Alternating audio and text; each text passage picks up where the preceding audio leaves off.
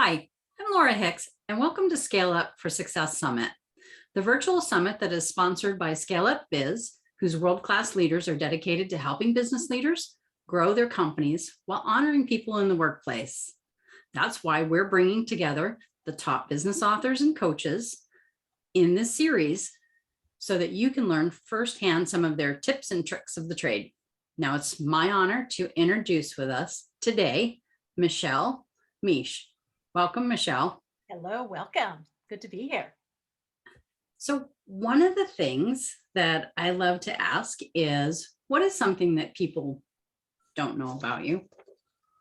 Oh, okay. Gosh, what is some of the things that people don't know? I think some people don't know how much of a techie that I am. Longtime clients and friends do, but a lot of people assume because I'm quote unquote spiritual, and meditate, Right? um, that the technology somehow doesn't fit into that. But yes, I love technology and what it can do. I just think it's amazing. I love anything innovative and inventive that can help people, achieve their dreams and their goals and make them more creative. And I can see how people might get there. We Yeah, don't tend to we think of one as right brain, one as left brain, right? exactly. But we have some of each. So Yes, that's nice. absolutely. So how do you manage stress? I think I have a good idea knowing what you do. Yes, yes. Well, and that's another thing that could be like people could say, well, I didn't know you did that. I think managing stress, you need to have a baseline, a foundation of what has worked for you in the past.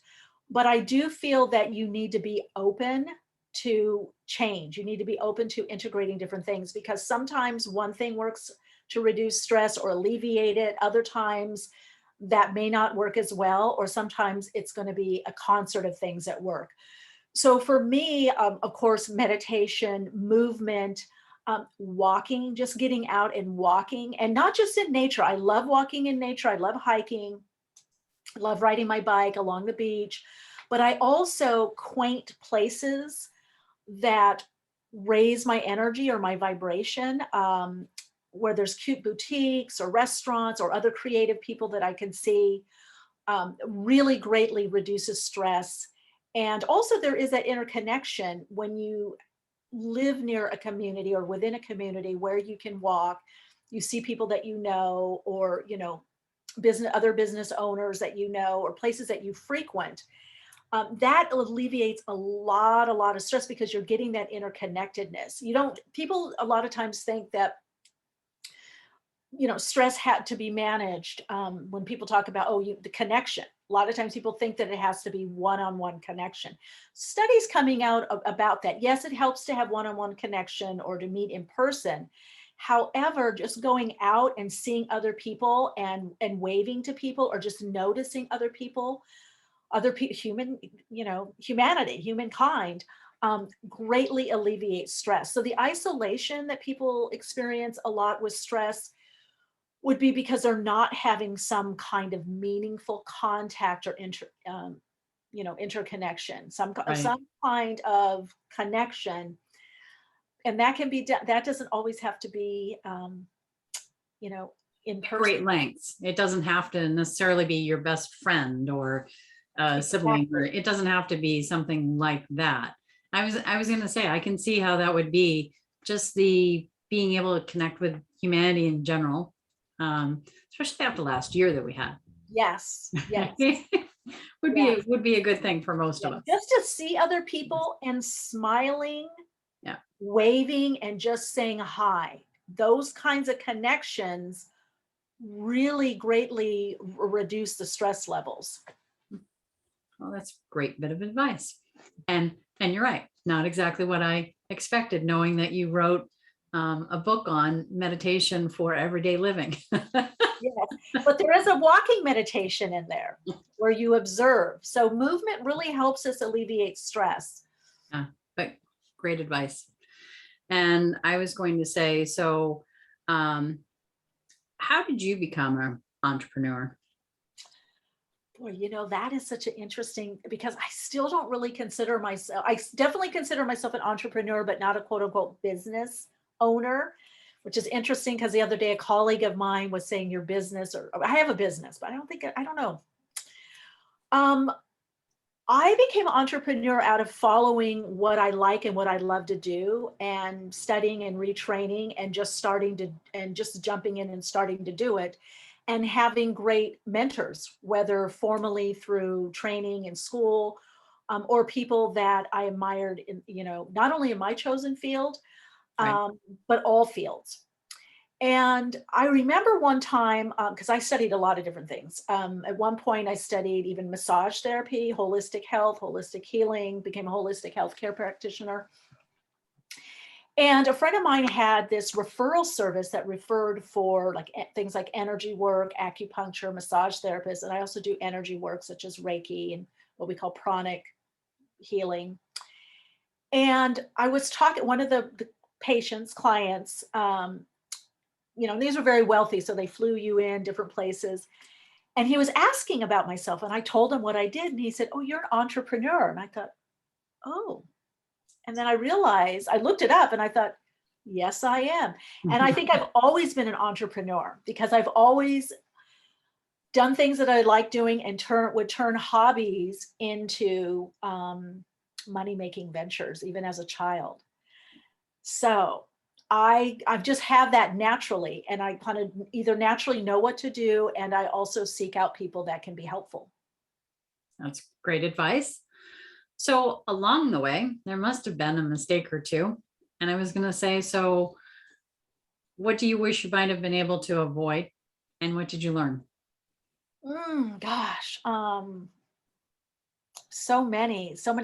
Probably one thing that I probably would have stayed doing longer, because I had a career while I was getting my business going of modeling and acting. I probably would have stayed in that longer and parlayed, you know. I probably would have also looked longer, which I think a lot of entrepreneurs necessarily don't, and a really good, You mean the vision for your business? A little yeah, longer well, I term had a vision for the vision, business? but long-term steps and goals, not just a Okay. vision. Because that's another thing I think, I learned kind of the hard way is you can have a vision. A lot of people have a vision, but if you don't have those goals and those steps or plan, even better than, the goal is what are the plans to get there and what do you see on each way, right? Yeah. I think that, yeah, I would have probably, you know, mapped things out more, and which is what I help people do now is when you go through that expertise. The other thing that I learned, actually from a business owner that still owns a restaurant that I used to frequent at and write some articles. I used to write columns for magazines, online and regular. I was having trouble finding people to hire, which I thought maybe it was just indicative of my career. Yep. And he said, no, it's really, really hard to find good people and to keep them. And he, as well as someone else, actually, that is my one of my assistants, has a background. She does the booking and scheduling and stuff, but she has a background in finance and is a stockbroker and a stock trader. And she said, because in the beginning, I would have one assistant that did everything. Right.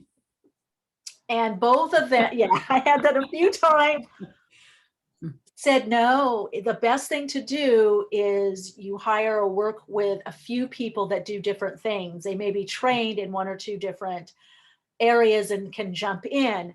Yeah. But a lot of people, a lot of entrepreneurs, a lot of solopreneurs have that one assistant or even only two. I work with between 3 and 5 people, 3 regular people and 2 that rotate in.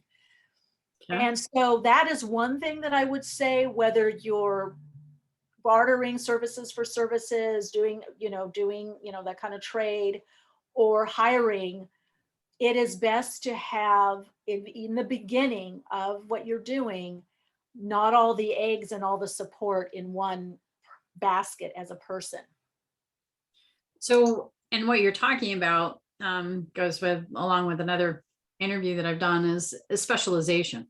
So you're talking about people who do particular things very well. For instance, if you have the need to work with Excel spreadsheets, maybe have an assistant that has some additional skills other than knowing how to open up Excel Yes. to be able to work within Excel if that's something that you need to have done. And while meanwhile, somebody might have great phone skills.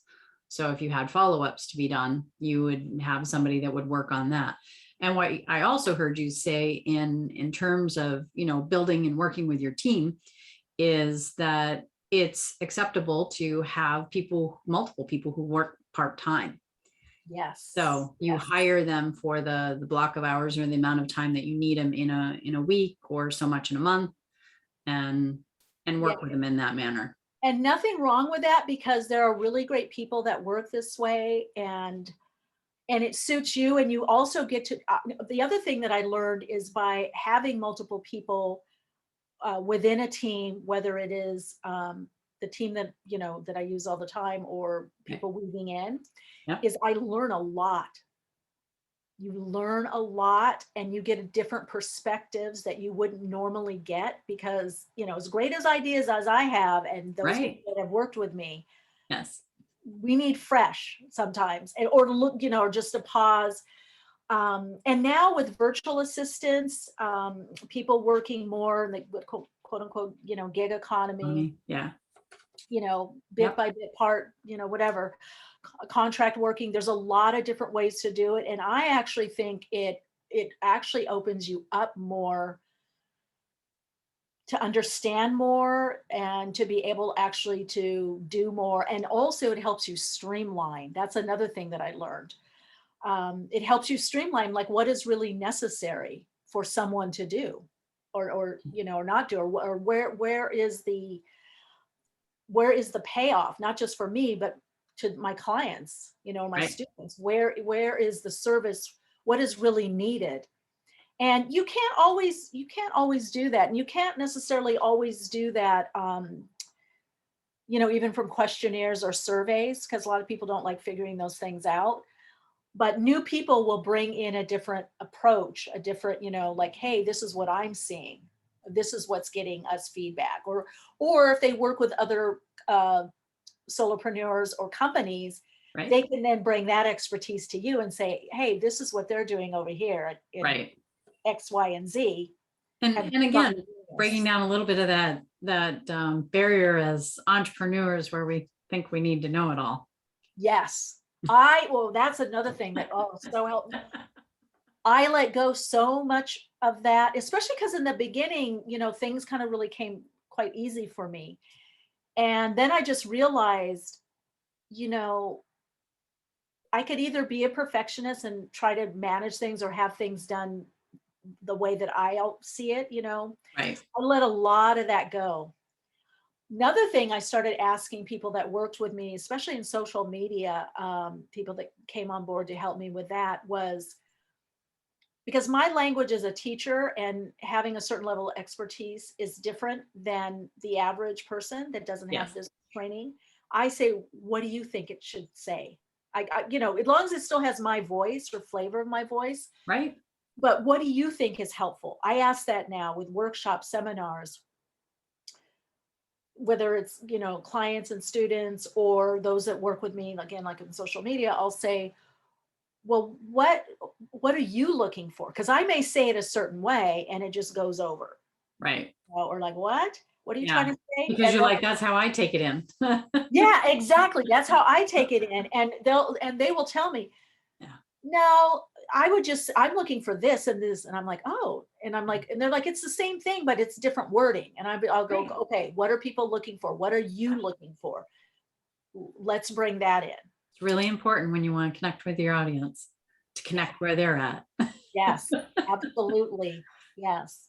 So the other question I was going to ask you about is we were going to talk about business and talk about business in looking at your business and how it's structured. If it's structured more in project based or more financial based. Mm. So I'll have you take lead on that. Okay, very, very important distinction that I actually learned because I had a talk show years ago in Chicago, and I was in negotiations for money, finance, and contracts. And so, a certain direction that they wanted to go in, and I had a certain vision, or wasn't, Right. just some little differences we were ironing out. Yep. And the executive producer asked me, said, "Well, are you more project based or focused or finance?" And I said, "Oh, what does that mean?" And she said, "Well, some people just need to make a certain amount of money, and that's that. They don't care what they do. They're in sales, boom, I'm making this much money, and that's great. And then there are those people that are much more project incentive, that they have to like what they're doing or feel a sense of fulfillment. Maybe it's more creative. I am the latter. And now, a lot of times when I would do seminars, including this kind of information, people will be like, "Oh no, you know, like I'm not gonna make that much money or earn that much income or money." And that's not true. You just have to know your incentive. Yeah. And neither one is better or worse than the other, or Right. nothing to do with that. It's just knowing you and what is your incentive. And once you know your incentive and what's the basis of how you like to work, Yeah. then you can really harness that, energy and that vision, and the sky's the limit. But very important distinction that I feel that a lot of, not even just entrepreneurs or solopreneurs, but people within a startup or a business also have to know that, because that's going to be your incentive. And that's what's going to, in the end of the day, when things get tough, that's also what's going to fuel you. That's what's going to make you make that extra push that we always need to do as an entrepreneur. If So you don't have that incentive, it's very difficult to do. I know you explained it, but I'm going to have you explain it in another way. So can you give us an example of one or the other, of someone who is more motivated financially or someone who's more motivated project based by the actual work they do? Yes. So I think sales, there would be a person that would just be able to take a job or be in a career. And I've known people that have done this, because of the amount of money that they can, quote unquote, make, the income Right. level or potential.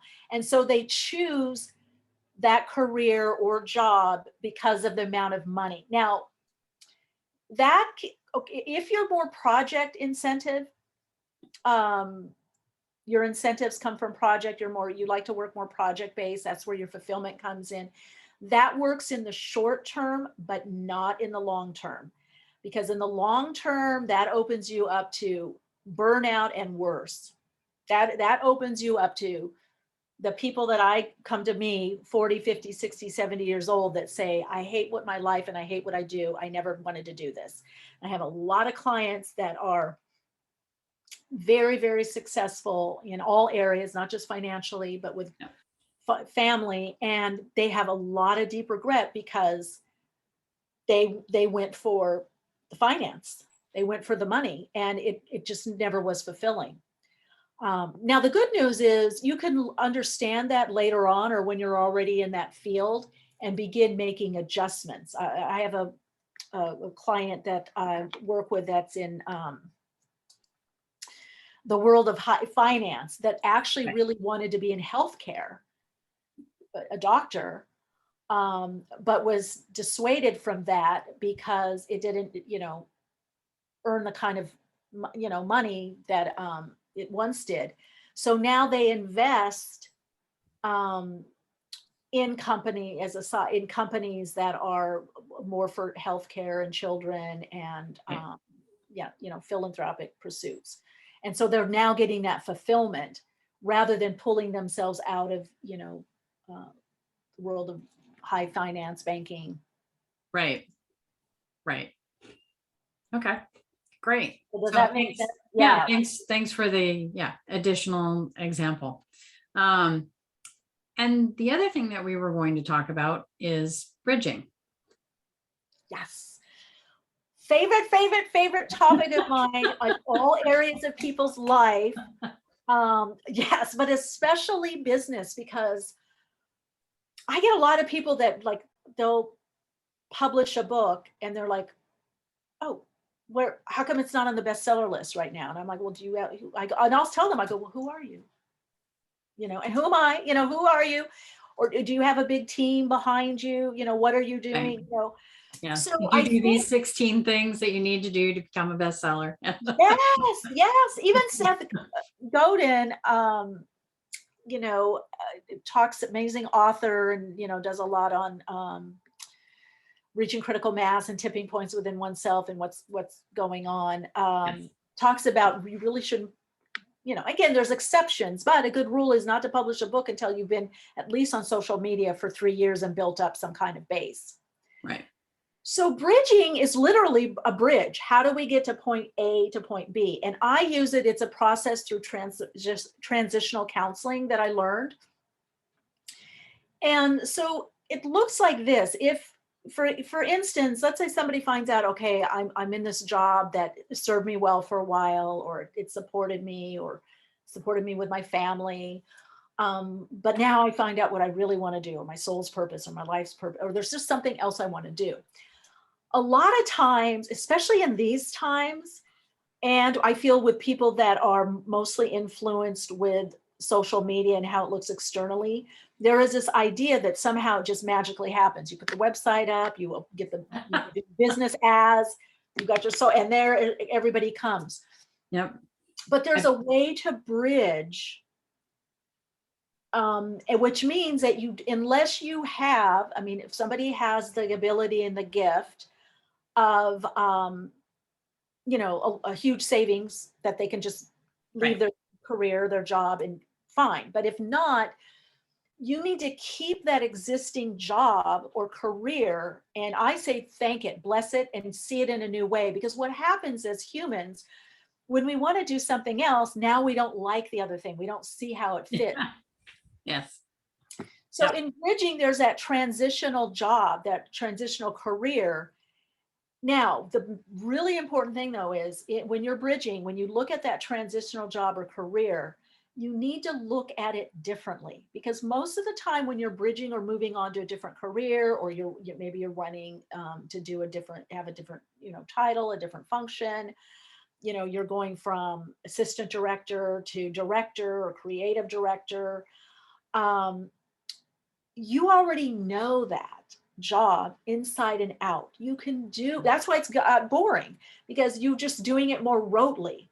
So people have to adjust mentally and emotionally to have make peace where they're at, the job or career that they have, honor it, have gratitude for it, keep it going, not over stress or focus on it still, Right. because you don't need to, but for some reason as humans we do, and then begin bridging to the new. Now, this is where you start putting those, you look at your vision, and then you look at a strategy, strategic things that you can do, a plan.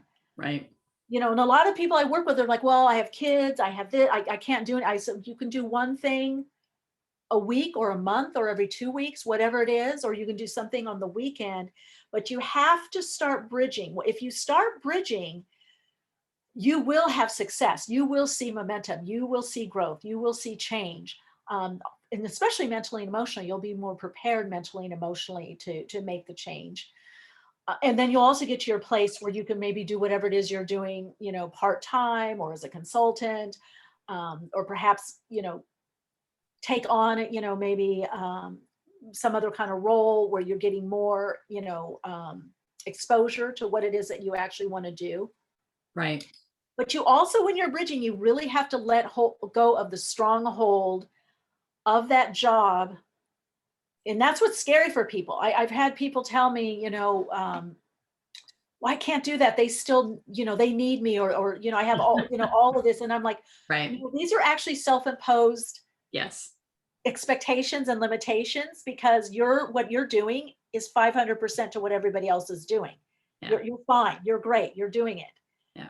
So we got to pull back those expectations and then take that energy, that which is energy in the form of focus, and where do we now start beginning to place our energy to bridge to where we now want to go. Right. And I would imagine as long as those one or two things that you're doing are of the highest value for getting you to the new career that you're looking for, that would be important. So not just more busy work for the sake of being busy. Absolutely, absolutely. And again, it is really kind of a mental, emotional thing. You have to prepare, because it's one thing to think I want to change jobs or careers. You know, it's easier usually for jobs, but people still get attached to the job and they can't see themselves. Yes. So when you're bridging, and also, you know, you're again, it's that mental emotional preparation, but also there's a very important psychological function that happens when you're bridging. You're actually little by little letting go, and we all know how difficult that is for us as humans. But you're letting that go, that perception of Right. yourself and how you identify. And the left part of the brain, which is the part that holds on, Yeah. sees that you're not going to. And this is a big thing that I when I work with people, because they will quote, you know, a lot of people could call it from the outside self-sabotage. Right. But if your ego, the healthy ego, which is a healthy psychological function, you know, thinks that you're like dumping everything and going off and chasing this dream, it will psychologically sabotage you, because it's like, oh no, you're gonna screw everything up. So when you're bridging, because you're keeping the other going, and you're Right. doing right brain but also left brain activities, Yeah. that part of our psyche goes, oh, okay, you know, this isn't so crazy, because such a crazy idea. It's making sense. Yeah. Makes perfect sense to me. All That's right. yeah. Yeah, that would be very helpful for people who don't have extended financial Yeah, circumstances to be able to just turn one on and turn one off. So absolutely. that's great And advice. I would even say sometimes people that do have extended financial circumstances, bridging still helps. It really depends on the person, because again, there is this psychological process, this mental, emotional. And one thing that I have found, sometimes, not all the time, it depends how people are internally motivated. But a lot of times what can happen, and I've seen when people like get a great package or something, you know, severance package or whatever, you know, a piece of a company, or they inherit. Um, Sometimes they don't know how to get going, or what motivate. You know, they've got, like, in a way, all this time. So sometimes doing something that will help bridge. Now, it may not be a transitional job. Maybe it's transitional philanthropic work, or something within the related field that helps manage your time and helps you through the psychological process. So again, it's different for everyone, but sometimes just even taking a position in your related field helps you have those boundaries of, well, I get up at this time, I do this, I'm learning this, helps people actually follow through on what they are wanting to bridge to. Okay. I was going to say, because as we know, change is a challenge for us as humans. Yeah. So sometimes people, even with a lot of means, don't do it because they're not psychologically ready. Right. As Yeah. you know, you have your own business. It's going to take more than what you ever envision. So in having some things like some guardrails, to kind of keep you on path, you know, and allow for some delineation points, some checkpoints, helps no matter what your means, I would say. Yeah. I would totally agree with that. I was going to say, so what do you think you owe your success to? Oh gosh, people. Great people around me, great support. I do tend to attract great people to, quote unquote, work with. Nice. And I'm just very curious and creative. I will, um, try various things. I stretch. I mean, I was an early adopter to the internet. I had products. I had a website very early on, I think late 99. Yeah. So 98, 99. Um, yeah, I get creative ideas and I find ways to play around with it. Other thing is I test things. I will throw it out. And then if I really like it and it gets a response back, Right. validation, then I'll follow through. So I'm not really afraid to try something, even if Yeah. it's like, oh, that was a little odd or whatever, that didn't quite, or I don't want to do that really anymore. I think that's for me anyway, has been a big key. It's like, why not just try it and see where it goes and then play around with it, have fun. Well, and understanding a mistake is not the worst thing that can ever happen to you. It's Yeah. all just data and information, Yes, right? exactly. So it's okay to be the 3-year-old with buttons on the phone. Just punch Yes. everything and anything and just check it out. I Yeah. mean, yeah. Yeah. And Yeah. and I think tapping in to see where, I think for me, and again, this could be people knowing, again, whether financially motivated or more project. A lot of things that I do, like right now, I'm doing this, working with this company called MentorCam, and it's an app where you have mentees and people can ask you anything. So I get to use my expertise. They email or video questions, and then Nice. I video the answer. In the beginning, they didn't quite know how to market me, and I thought, you know what? Who cares? I'm just going to play around with this. I really like, because I like apps, I like technology. Yep. I played around and I'm doing really, really well through it. And now they've been, marketing. They got somebody else new in because the other person didn't know. So now it's like about releasing anxiety. They'll promote me or say, find your life's purpose or understand your life's purpose. I've been talking a lot of MentorCam about bridging. So a lot of people are wanting to get into new fields with everything that's going on. Right. And I had people say, well, why are you doing that? Or, because they pay you by the question, one question, and then it's a certain amount, and then 5 questions, whatever, however they do Right. it. I thought, I don't know. I like this. Maybe I'll do more. Maybe I'll raise the price. I don't know. Right now, I like what's happening with this. Right. And I like like you and I are talking, I like the connection. Yes. People video me, I video you back. We get this relationship going, this rapport. I give them things to do, to support them on their path. And but I've had a lot of little naysayers. So I think one thing is people, sometimes you gotta like not listen to the naysayers and like check in with your heart. Like, is this, like you said, the 3-year-old, this is fun for me. Yeah. I like doing this. Well, and the other side of that too, when we're talking about people who might be negative or naysayers, is that I've been told more than a couple times is only take advice from people who you would trade positions with or who are in a place that you might aspire to be. Mhm. That's Yes. the advice that you should take. Yes, absolutely. And that's again what helped me. I think why I like the mentoring so much is mentoring helped me. And it wasn't always a long course or Right. certificate or degree. It was these little tidbits. I went, oh, Yeah. try this. And you're like, so that's why I think, I know the Buddhists say, in Zen Buddhism, beginner's mind, but and it goes back to what you were saying about the 3-year-old pushing Yeah. buttons. Yeah. I think to be successful in anything is you have your ideas, your ways at work, and you can fall back on that, but that you do need to integrate some kind of openness, or why not Right. go back to being a beginner and trying something, maybe even something that you've done before, try it in a new way, or there's a new angle. There's Right. um Curiosity is great. absolutely, absolutely. And I gotta say also, the platforms that I'm on right now that I'm using, platforms and or apps, every single thing that I'm on, I had a vision 10 plus years.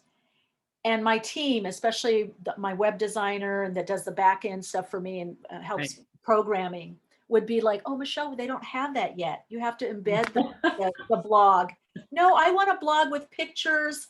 I want to tell Right. a story. Oh, no, they don't have that yet. It's, it's this Flash, HTML. No, then it came. So I would say to everyone out there, if you're ahead, keep your vision, because if it's a strong enough vision, that means somewhere in the etheric, where inventions come from. Where did we get the idea for the bicycle, the typewriter, the smartphone? Right. If you keep picking that, even Mentor Camp, I was told, well, you could do it, Michelle, but you have to build your own app and I don't want to manage. I don't want to be the Right. tech support. Right. So Yeah. I would say, just because the world may need to catch up with you, technology might have to catch up with you. It Right. may be that you're ahead of the pack, and that's okay. Yeah. Doesn't mean it's not valid. Yeah. Exactly. Yes. So what is some either parting advice that you have, or what's next for you? Take either one of those. Okay. Well, since I gave parting advice already, I really feel that, people have to just believe in themselves and trust what they get. Write it down. I want this. I want this. I see this. Because chances are it's going to be, invented, or there'll be an innovation that allows for that. For me, a lot with Mentor Camp, and then I'm launching next week, the 23rd, I believe, Monday, Soul-Centered Living. So I am, another dream of mine, to have more of what I do in an online support for people that are wanting to live more their soul's expression, understand their soul gifts, their soul purpose, which is your life purpose, more fulfillment and meaning. So taking a lot of what I've learned and what I've helped people do over the years and have it in one program and community, so that yes, it'll be me teaching and mentoring and inspiring and guiding, but also a community of others that are actualizing much more of their talents and their abilities and their gifts. Because I work with a lot of entrepreneurs. I work with a lot of people that either, even if they have careers, they're doing something else on the side. They're taking chances in other aspects of their life, so Right. that they can do something that's much more self-expressive. Okay. Well, great. Well, I certainly wish you all the best in your next endeavor, and I'm sure it'll be successful, just like everything else that you've touched. So wanted to thank you so much, Michele, for being here with us today for a very interesting discussion. And on behalf of our attendees and Scale Up Biz, we really appreciate both your candor and your helpful insights for growing a business. And stay tuned for the next Scale Up for Success Summit interview. Thank you so much, Michele. Thank you.